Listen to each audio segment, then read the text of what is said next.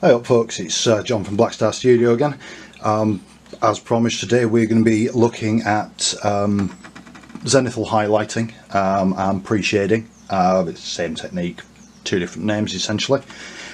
What I like to do for mine is, as we said last time, I like to start with a dark grey primer rather than a black, just so that I've got somewhere further to push the shadows if I want to when we get on. I like to use a grey second tone and then a white extreme highlight for this.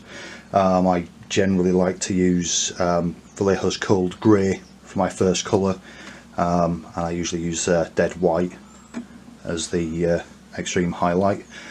As before, we just need to mix the paints in the same way, so generally the same amount and coverage. So I've got a little bit of the grey in the bottom of my pot, and add a little bit of flow improver, and again we're looking for that same consistency where you can run it up the wall. This needs a little bit more flow improver in there, so that when we're running it up we can see it running back down. Okay, let's pop this in the airbrush cup, and then we'll get straight on to applying the first coat.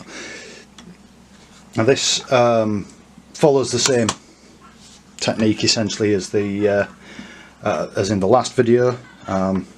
Just make sure that we've got a good coat. I think I need to turn the air down a little bit on this. Pop it down low around 20 psi. Yeah, that's much better. And we're going to spray down at the figure on about a 45-degree angle from all around it. We're going to finish this as if the light's coming from directly above. Generally the easiest way to do this kind of highlighting for tabletop quality minis. And you should see it starting to build up as I spray. I've got a bit of bit there.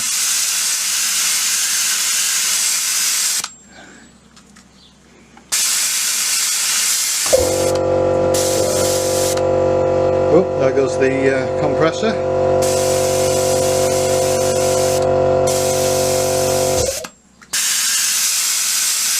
A little spitting, that's why we usually start by spraying slightly off to the side and then bringing it back in. Yeah, there's the first coat done there. And I'll take a quick break, and when we come back we're going to add the white on, which will be coming from directly above. Alright, we're back again. I'm going to continue on with painting tulip here.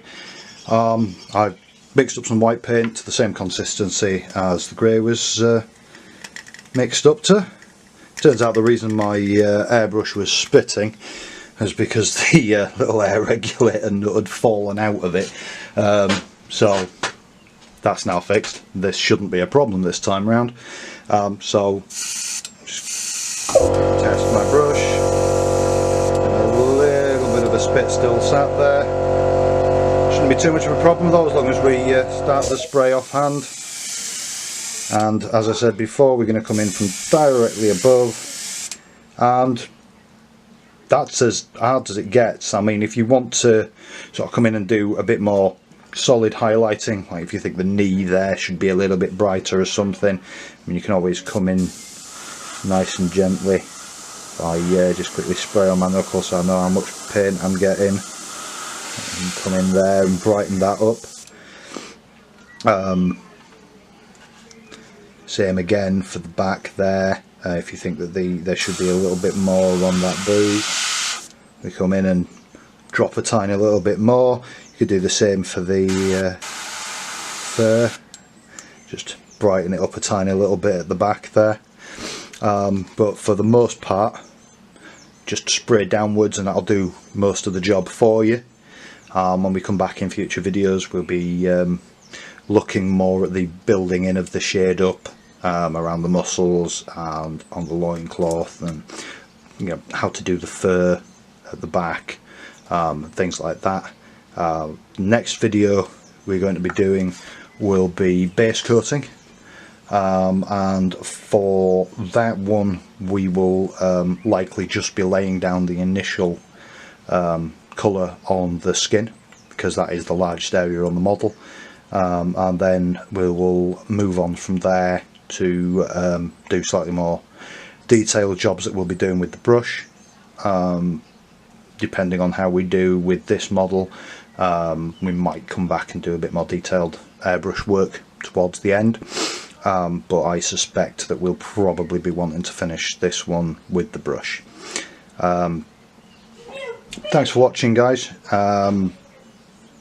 Give us a like and a subscribe if you want to see more of this. We will be back fairly shortly with the base coating video. We will carry on from there with more videos until we've got Tulip here fully painted, and then we'll move on to some slightly more advanced techniques with some other models. So yeah, thanks for watching, guys. Happy painting.